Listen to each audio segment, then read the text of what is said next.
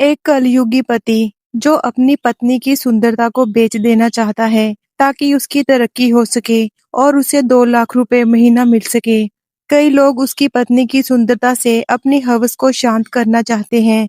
तो कहानी शुरू होती है एक गांव से, जहां प्रीति नाम की लड़की रहती थी। वो इतनी खूबसूरत है कि गांव का हर नौजवान उसका दीवाना है। एक दिन जब प्रीति छत पर थी तो एक लड़का उसे टुकटुकी लगाए हुए देख रहा था। दरअसल इस लड़के का नाम विजय है, जो शादी अटेंड करने यहाँ आया था। इतनी खूबसूरत लड़की को देखकर उसे यकीन नहीं हो रहा था कि इतनी सुंदर लड़की भी इस गांव में हो सकती है। प्रीति को देखकर ही विजय के मुंह में पानी आ जाता है। उसे कुछ भी करके अब प्रीति से शादी करनी है। विजय के अंदर ऐसी इच्छाएं जाग चुकी हैं जिसे प्रीति ही शांत कर सकती थी। वो बिना डर किए प्रीति के घर उसका हाथ मांगने चला जाता है। विजय एक इंजीनियर है, पैसे भी अच्छे कमाता है और शहर में रहता है। इसलिए प्रीति के पिता मान जाते हैं और दोनों की शादी बड़ी धूमधाम से हो जाती है। इसी दिन प्रीति भी बहुत खुश है और पूरे मन से उसने विजय को अपना पति मान लिया है। फिर वो दोनों शहर यानी विजय के घर आ गए और आज उन दोनों की सुहागरात है। वो बेडरूम में बैठी थी। कुछ देर बाद विजय रूम में आ जाता है। प्रीति भागकर दूसरी जगह चली गई क्योंकि वो काफी डर रही थी।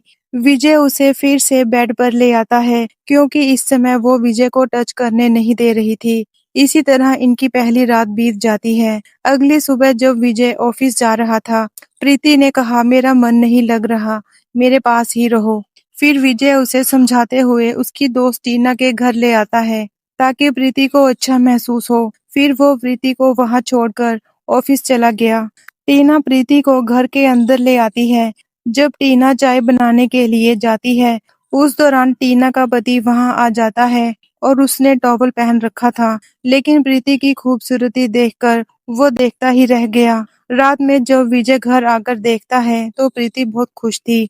वो प्रीति को कंफर्टेबल फील कराने के लिए उससे कॉफी मांगता है। फिर प्रीति की इजाजत लेकर उसके साथ प्यार करने लगता है। वो भी विजय का पूरा साथ देती है। लेकिन तभी वहां रवि आता है, जो कि विजय का दोस्त था। रवि को कोई सीढ़ी चाहिए थी। विजय सीढ़ी लेने ऊपर जाता है, तभी वहां रवि की नजर प्रीति पर जाती है। प्रीति के फिगर को देखकर रवि को भी उससे प्यार हो जाता है। हालांकि रवि को ये बात पता है कि वो शादीशुदा है, लेकिन उसको किसी भी कीमत पर प्रीति का प्यार चाहिए। कुछ देर बाद वो यहाँ से चला जाता है। अगली सुबह ऑफिस में विजय का मैनेजर उसे एम्प्लॉय ऑफ द ईयर का अवार्ड देता है। इससे वो इतना खुश हो जाता है कि वो इन सभी को उसके घर पार्टी दे देता है और विजय ऑफिस में से ही प्रीति को फोन करके रात में चिकन बनाने के लिए कहता है। फिर प्रीति चिकन लेने के लिए दुकान जाने लगती है। रास्ते में उसे रवि मिल जाता है और वो प्रीति के साथ फ्लर्ट करने लगता है। वो प्रीति के जल्दी से करीब आना चाहता है, लेकिन प्रीति अच्छे से समझ गई थी कि रवि की नजर गलत है, इसलिए वो रवि को इग्नोर करने लगती है। रात में सभी लोग पार्टी करने के लिए विजय के घर आते हैं। इस पार्टी में जब प्रीति खाना लेकर आती है, तभी पहली बार मैनेजर प्रीति के फिगर को देखकर उसकी ब्यूटी को निहारता है और अब मैनेजर भी प्रीति के दिल में अपनी जगह बनाना चाहता है। लेकिन वो गांव से होने की वजह से इन लोगों की नजर पहचान नहीं पाती। मैनेजर विजय से कहता है, तेरी वाइफ बहुत हसीन और जवान है, जिसे देखकर किसी का भी मन पलट जाए।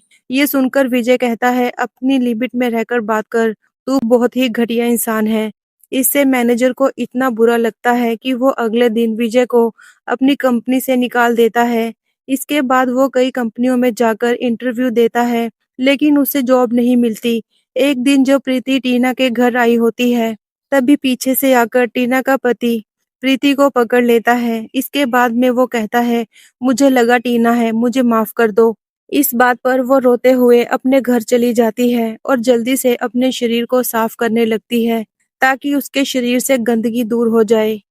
एक दिन विजय पंडित की बात सुनता है। वो बता रहा था कि कई लोगों की कुंडली में दोष होता है, जिससे लोगों का बना हुआ काम भी बिगड़ जाता है। ये सुनकर उसे ऐसा लगने लगा कि कहीं न कहीं उसकी बर्बादी का कारण प्रीति है, क्योंकि शादी करते समय उसने कुंडली नहीं देखी। अब विजय प्रीति को मारने लगा। वो उससे नफरत करने लगा। वो प्रीति को अपने से दूर करना चाहता था, इसके बाद प्रीति एक पंडित के पास जाती है। ये पंडित कहता है कि तुम्हारी कुंडली में मंगल दोष है और इसे दूर करने के लिए तुम्हें किसी दूसरे आदमी के संग जिस्मानी संबंध बनाना होगा, तभी तुम्हारा मंगल दोष दूर होगा। प्रीति ऐसा कोई भी पाप नहीं करना चाहती थी, लेकिन अपने पति की कंगाल हालत को देखते हुए वो दूसरे आदमी के संग सुहागरात मनाने के लिए तैयार हो जाती है। इस बात से प्रीति काफी डर जाती है, लेकिन प्रीति ने ठान लिया था कि वो रवि को अपने पास आने देगी, इसलिए वो अपने कुछ गलत टाइप के फोटो निकालकर रवि को सेंड कर देती है। इन फोटो को देखकर रवि के अंदर ऐसा जोश भर जाता है जिसे बस प्रीति ही ठंडा कर सकती थी, और इसी जोश को ठंडा करने के लिए रवि प्रीति को एक रूम में लेकर जाता है और प्रीति को वीडियो दिखाने लगता है। लेकिन एक वीडियो में वही पंडित था जिसने प्रीति की कुंडली में मंगल दोष है कहा था।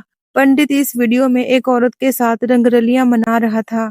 पंडित की ऐसी हरकतें देखकर प्रीति को सब कुछ समझ आ गया। अब वो इस पाखंडी पंडित के पास जाती है और उसकी पिटाई करने लग जाती है, और वो कहती है, तुम जैसे लोग इस समाज में एक कलंक हो, पंडित के रूप में एक राक्षस निकले।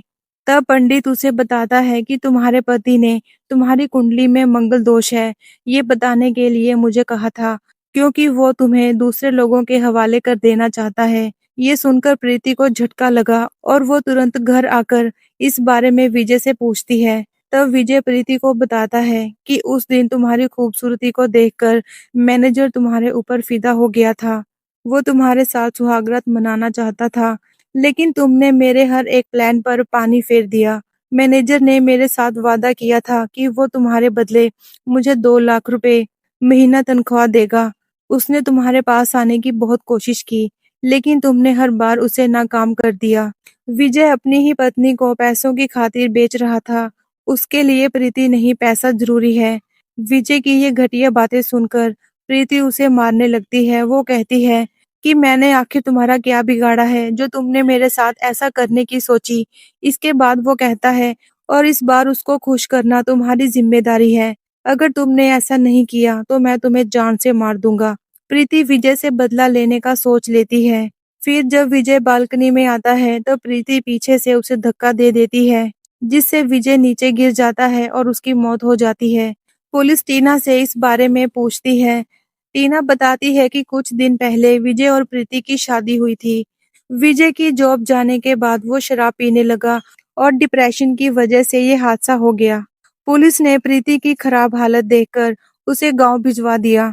घर आकर वो सारी बातें अपने घर वालों को बताती है। वो कहती है वो मरा नहीं, मैंने उसे मारा है।